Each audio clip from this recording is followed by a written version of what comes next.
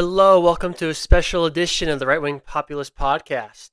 I am the Right Wing Populist. So, as you just saw, President Donald J. Trump flipped off a worker at a Michigan plant that yelled at him that he was he's a pedophile protector. He yelled at the President of the United States that he's a pedophile protector, and Trump flipped him off. He mouthed, F you, and then he flipped him off. It's sort of amazing that we have a president who would even think to do that. I love it personally, but I want to discuss.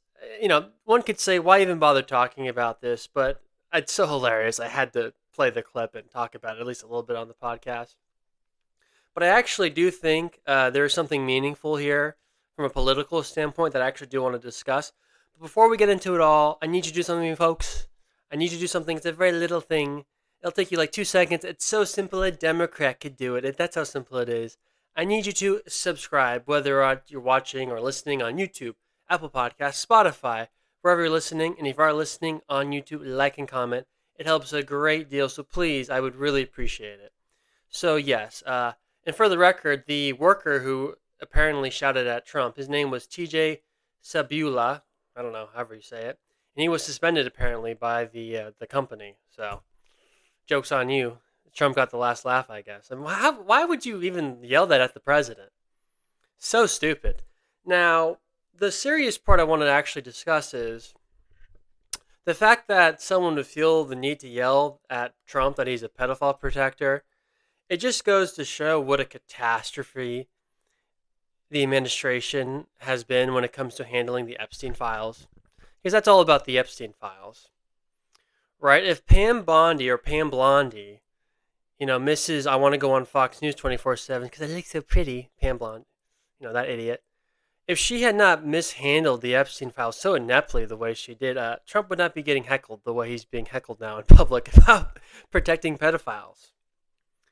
And look, let's sort of debunk the whole Epstein-Trump thing. This is a long time coming. For the record, there's no evidence Trump ever went to Jeffrey Epstein's island. There's no evidence he ever engaged in inappropriate behavior with any woman under the age of 18. Okay? There's been no credible accusations at all from any woman who claims Trump touched her inappropriately when they were a minor, molested any woman when they were. There's no evidence at all. Okay? To the extent Trump and Epstein had a relationship is that they were both rich guys who had places in Florida. And yeah, if you're rich and you live in Florida, you're probably going to know each other. And he was a part of Trump's Mar-a-Lago club, which, many wealthy people have been and are a member of Trump's Mar-a-Lago club. And for the record, Trump actually kicked Epstein out at some point. And there's some dispute about why Trump kicked him out. Some people claim it was because Trump kicked him out because people were complaining that Epstein was hitting on underage girls. Others say the reason why Epstein was kicked out of Mar-a-Lago is because he was trying to poach some of Trump's workers. Whatever the reason is, they had a little bit of a falling out, and that's that. Now, later, when Trump became president, Epstein tried to exaggerate the extent they actually had a friendship and a relationship because it was in Epstein's interest to try to act like he had dirt on Trump because the feds were still investigating him. And, Epstein always liked coming across as a guy who had a lot of connections. So once Trump became president and, there's footage of them partying together, of course Epstein was going to exaggerate the extent of their actual friendship or relationship. But there's no evidence at all Trump ever engaged in any inappropriate behavior with minors. So let's be clear about that. And the whole Epstein fiasco itself, it's not actually clear there was a pedophile ring, a blackmail operation. It's possible, I'm not disputing, it's possible Epstein was working with intelligence agencies to get blackmail on high-ranking officials, to get different policies people in power would want. That is possible. But for what it's worth, the only thing Epstein was ever convicted of was having, quote-unquote, you can call it consensual. I guess if you're a minor, you technically can't consent. But he was accused of statutory rape. He had sex with a 17-year-old a day before she turned 18. Okay, that's the only thing he was ever actually convicted of. Now, you shouldn't be having sex with any minors, no matter any age below the age of 18, obviously. I'm not defending that, but that's very different than him having a pedophile ring in a blackmail operation. Because what was happening, what Epstein was doing was he was hiring women from the ages between like 15 and 19. And he would hire them to give massages to his clients and himself. And there was, differing levels of sexual activity that happened during these massages. Now, again, I'm not defending it. You should not be having any interaction with any female under the age of 18, especially if you're a man in your 40s and 50s like Epstein was. So, again, totally disgusting, totally inappropriate. And he did have sex with a minor. Yeah, I don't care if she was just a day before she turned 18. The law is the law. Florida, the age of consent is 18. He violated that law, and he got, he was charged with statutory rape. And, he served some time in jail. Now, again, though, and look, some of these women admit that they lied about their ages, but Epstein also acknowledged that he knew some of these girls weren't they weren't at the age of consent. They were under the age of 18.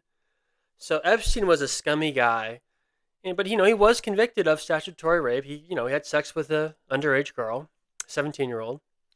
And he also had sexual conduct of varying degrees with other girls who were younger than the age of 17.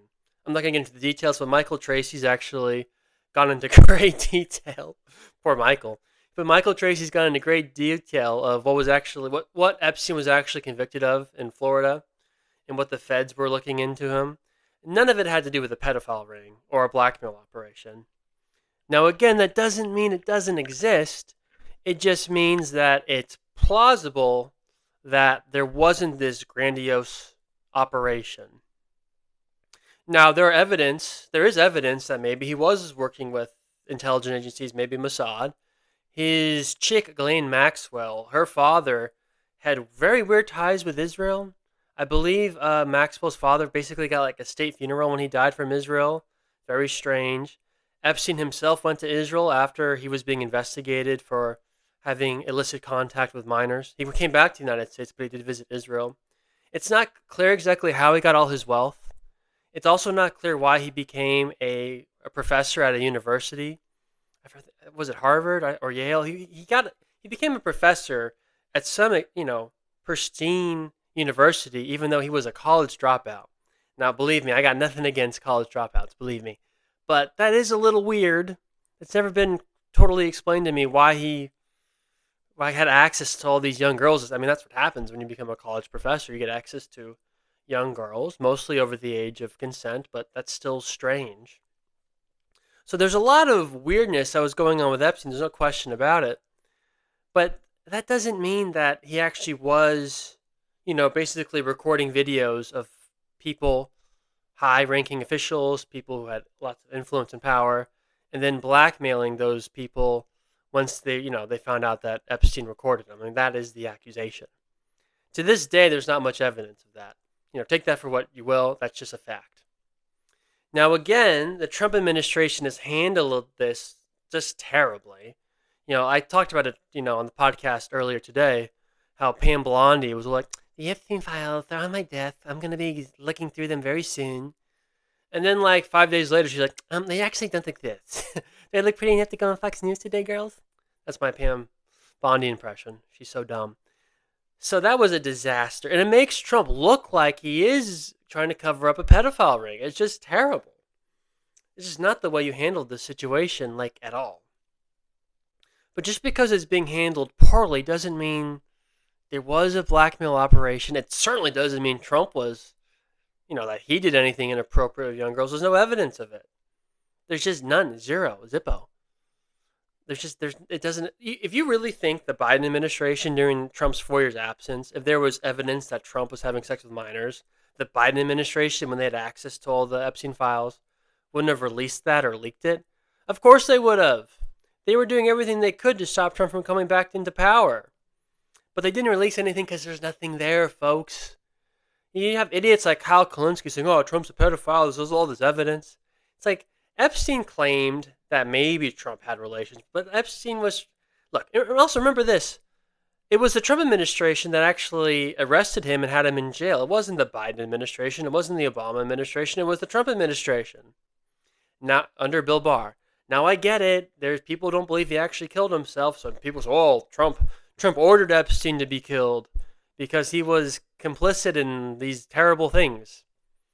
It's like, okay, but there's no evidence of that. There's no evidence of that at all. So, but I'm not trying to exonerate the administration. Again, they've handled the Epstein stuff so poorly, and that's why Trump's being heckled. And that's why Trump should get rid of Pam Bondi, because she's not done a good job as Attorney General. Okay, some of these key prosecutions have been, judges have thrown out people like James Comey, uh, the Attorney General from New York, Letitia James. These are high profile prosecutions that have been thrown out by judges. That's embarrassing for the administration. So she needs to go. And hopefully Trump, the fact that he was heckled today, will help him realize that he needs to get rid of Pam Bondi, because she has let him down. There's no question about that. Anyway, sort of a quick podcast. I just had to talk about it because I thought it was so funny. But I actually think there is some real, there's a reason why he's being heckled. And I think that needs to be discussed. So we should be back tomorrow, folks. Please subscribe, whether on YouTube, Apple Podcasts, or Spotify. I greatly appreciate it. Hope you have a great evening. We'll see you tomorrow. Bye-bye.